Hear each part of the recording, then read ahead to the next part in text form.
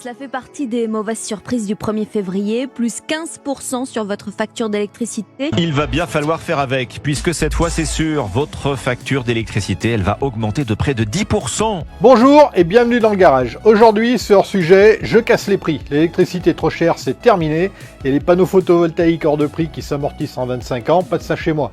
Je vous donne ma solution pour une énergie électrique bon marché dans cette vidéo. Le prix de l'électricité monte, vous l'avez constaté et vous le subissez, et ça va continuer. En ce moment, le tarif réglementé de vente d'électricité évolue 2 fois par an et il est en constante hausse depuis plus de 10 ans.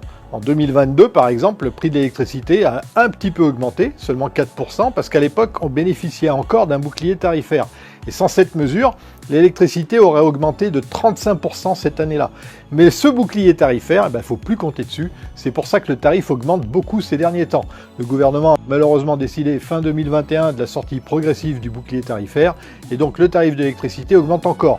15% en février 2023, 10% en août 2023, et cette année, donc en février 2024, l'électricité a encore augmenté de 9,5%. Le prix du kilowattheure a ainsi plus que doublé entre 2011 et maintenant. Dans la série C'était mieux avant, le kilowattheure il valait moins de 12 centimes en 2011, alors qu'il coûte maintenant plus de 25 centimes. Déjà, pour les particuliers, ça pique, mais pour les entreprises, c'est encore pire. Donc vous, je sais pas, mais moi, j'ai décidé d'agir. Et pour ça, il y a 2 solutions. La première, c'est de faire marcher la concurrence et de souscrire à un fournisseur alternatif qui va vous vendre de l'électricité moins chère. Mais la solution que j'ai choisie, la deuxième, est plus radicale. L'électricité la moins chère sera toujours celle qu'on ne paye pas. J'ai donc décidé d'installer des panneaux photovoltaïques, mais pas n'importe comment.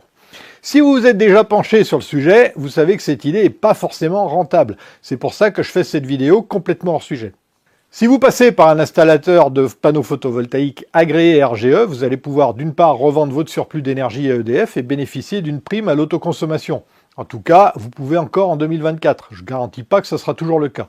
Au premier abord, c'est tentant, mais je ne vous le conseille pas, parce que les tarifs sont très élevés et l'aide est faible. Pour vous donner un ordre d'idée, une installation de 3 kW, ça vous coûtera entre 5 et 6 000 euros si vous en sortez bien. Et vous bénéficierez d'une aide de 768 euros. Dans cette configuration, pour amortir votre installation, il va falloir très longtemps. Et je ne vous dirai pas combien, parce que ça dépend de la production et donc de votre situation géographique et de votre exposition au soleil. Enfin, pas vous, mais les panneaux. Mais comptez pas amortir votre installation en 10 ans, c'est utopique. La solution que je vous propose est bien meilleure. J'ai fait mon installation moi-même. Je vais vous montrer comment dans cette vidéo, mais surtout, je vais vous montrer que c'est accessible à tout le monde, enfin du moins tant que vous n'avez pas le vertige. Et je vous donnerai les chiffres en fin de vidéo, bien entendu. Comme toutes les vidéos de cette chaîne, je fais toujours un bilan à la fin. Allez, c'est parti. La première étape, c'est de définir votre projet. Est-ce que vous voulez devenir autonome ou est-ce que vous voulez réduire votre consommation? C'est une question pas si anodine, parce qu'être autonome, ça signifie que vous voulez vous passer du réseau EDF, et ça implique une installation bien plus imposante, qui inclut des batteries et éventuellement un groupe électrogène. Et oui, les panneaux photovoltaïques la nuit, ça n'a pas un rendement terrible. N'allez pas croire le site efi.fr qui dit qu'une installation solaire photovoltaïque vous rend autonome en électricité. C'est faux. Alors, je ne traiterai pas le sujet de l'autonomie. Si cette option vous intéresse, je vous invite à contacter David de la chaîne L'énergie partout. C'est son métier et c'est un gars très consciencieux que je vous recommande. Je vous mets sa chaîne YouTube et son site internet dans la description de la vidéo.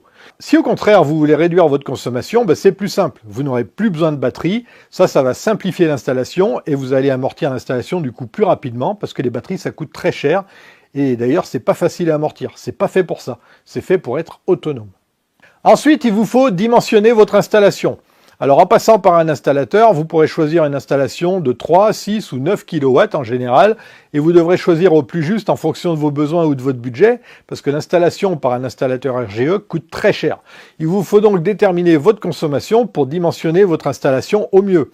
Et pour ça, le plus simple, c'est de consulter votre tableau de bord sur le site edf.fr. Vous pourrez y voir le détail de votre consommation à l'année, au mois, à la journée ou même à la demi-heure près. Et pour dimensionner votre installation, il vous faut aussi savoir qu'une installation de 3 kW, par exemple, ne produira 3 kW que rarement, voire jamais même. Ça dépend de votre exposition, ça dépend de votre situation géographique, ça dépend aussi de la saison et aussi de la météo. Donc les 3 kW toute l'année, vous oubliez. Pour ma part, mon installation est très récente.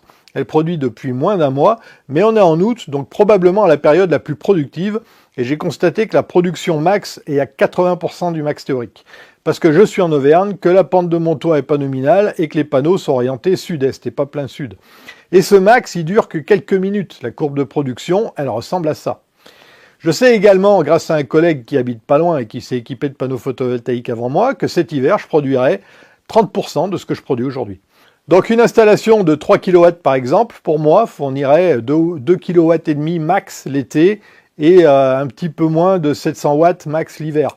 Sachant ça, comment j'ai dimensionné mon installation? C'est très simple. J'ai pas calculé la production nécessaire, mais la surface de mon toit pour accueillir un max de panneaux. Pour maximiser la production, j'ai choisi des panneaux de grande puissance qui font 500 watts chacun. J'en ai aligné 2 rangées de 10, soit un total de 10 kW. Et vous savez donc que je suis en capacité de produire jusqu'à 8 kW environ en crête et que cet hiver, j'atteindrai à peu près les 3 kW. L'ironie de ça, c'est que mon installation produira normalement cet hiver plus que ce que serait capable de produire une installation de 3 kW en plein été chez moi, pour le prix d'une installation de 3 kW installée par un artisan qualifié RGE. Oui, vous avez bien entendu, mon installation de 10 kW m'a coûté 5 400 €.